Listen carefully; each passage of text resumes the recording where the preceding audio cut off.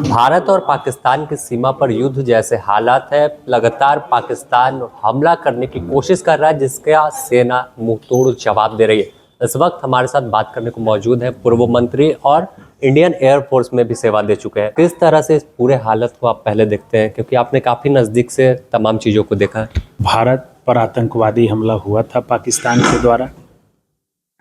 भारत ने उन आतंकवादियों को चुन चुन करके जहां छुपे हुए थे उनको मारा।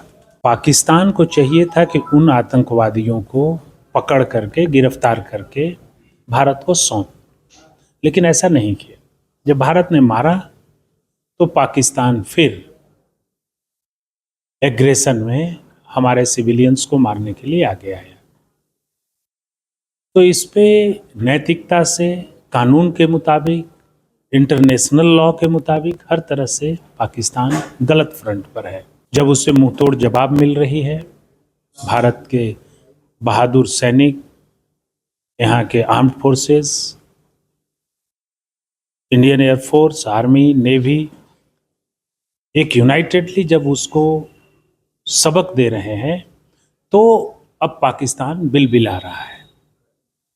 हमें लगता है कि अभी भी पाकिस्तान को अपने किए हुए एक्ट के लिए माफ़ी मांग करके इसको मामला को सलटा लेना चाहिए, और नहीं तो मैंने तो अभी कहा ही है, और भारत सरकार भी एग्रेसिव है इन मामलों को लेकर के, कि जो ब्रिटिश पार्लियामेंट ने Indian independence act two dominion theory जो पास किया था, जिसे बाद में भारत सरकार ने स्वीकार किया, उसे अभी भारत सरकार अस्वीकार कर देगी।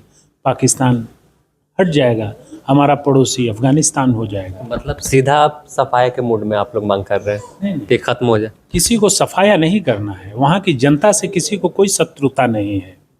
उन जनता के ऊपर जो बैठे हुए आर्मी के अधिकारी और पॉलिटिकल बॉसेस हैं, जो आतंकवाद को अपने आत्मश्लाघा का टूल समझते हैं, उनको सबक सिखाने की ज़रूरत है, उनको पकड़ के जेल में डाल देने की ज़रूरत है, और वहाँ के जनता को ठीक से एडमिनिस्ट्रेशन देने की ज़रूरत है। अब तक पीओके की बात हो रही थी, लेकिन आपने दोहराया कि अब सिर्फ पीओके नहीं, पंजाब और सिंध को भी।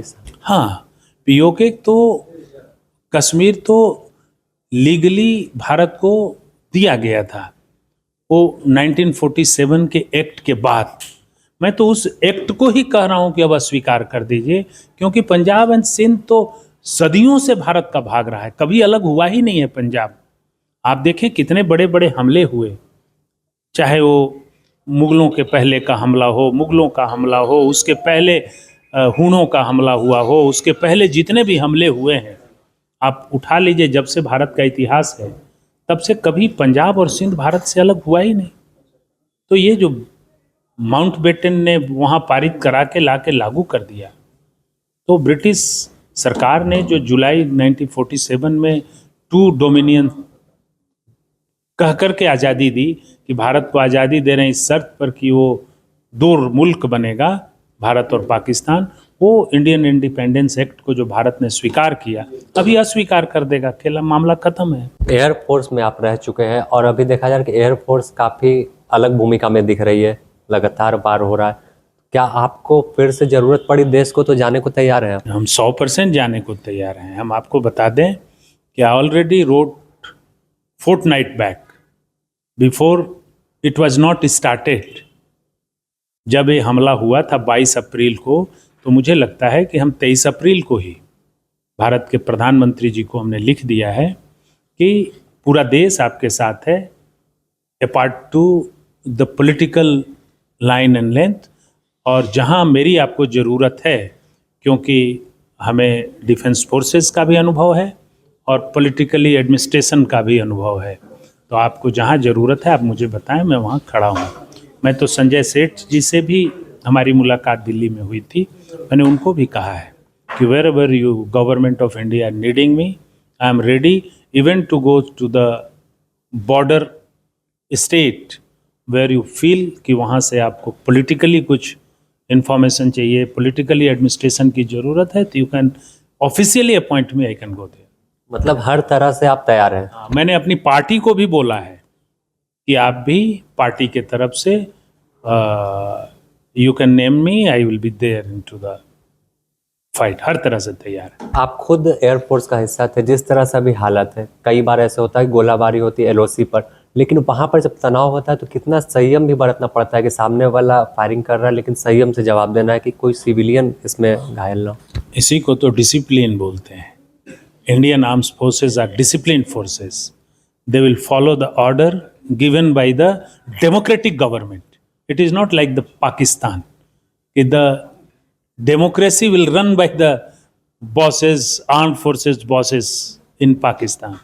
तो जो डेमोक्रेटिक गवर्नमेंट जो उनको ऑर्डर देती है उसी ऑर्डर पे मूव करते हैं। जब तक उनको ऑर्डर नहीं करेगी वो मूव नहीं करेंगे।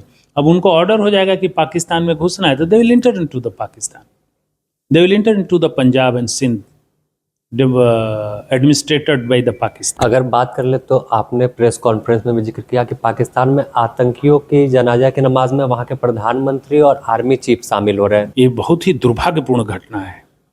यदि वहाँ मसूद अजहर मारा जाता है या उसके परिवार के लोग मारे जाते हैं, उसमें पूरी की पूरी आर्मी वहाँ खड़ी है और पाकिस्तान का झंडा, स्टेट मॉर्निंग मनाया जा रहा है, राष्ट्रीय शोक मनाया जा रहा है। सब लोग हम देख रहे हैं कि डिफेंस फोर्सेस के लोग कंधे दे करके उसको लेके जा रहे हैं। तो इट इज़ क्वाइट क्लियर कि वो दोनों एक साथ काम कर रहे हैं। तो आतंकवादी और पंजाब के फोर्सेस एक साथ काम कर रहे हैं, एक दूसरे से मिल के काम कर रहे हैं, एक दूसरे के दुख सुख में शामिल हैं। तो ये मतलब कि पाकिस्तान अब वो जो नेशन का थ्योरी है कि जिसको जिन जिन गुणों को एक राष्ट्र को मानना चाहिए वैसा नहीं है। It is a criminal state and that has to be abolished. आप पाकिस्तान एक देश है, आप हमें हर बार स्टेट का इस्तेमाल कर रहे हैं, आखिर क्या वजह है कि अब एक राज्य उसे बता रहे हैं? नहीं, क्योंकि वह एक जिम्मेदार राष्ट्र की भूमिका नहीं निभा रहा। पाकिस्तान एक जिम्मेदार राष्ट्र की जो भूमिकाएं होती है वो नहीं निभा रहा है। वह आतंकवादी मीन्स क्रिमिनल्स। तो कोई स्टेट क्रिमिनल्स के साथ मिल करके काम नहीं कर सकता। यदि ऐसा कर रहा है, वह आतंकवादियों के साथ मिल के काम कर रहा है, तो it is against the mankinds, human kinds. तो इसलिए वह एक राष्ट्र की संज्ञा अब नहीं रखता।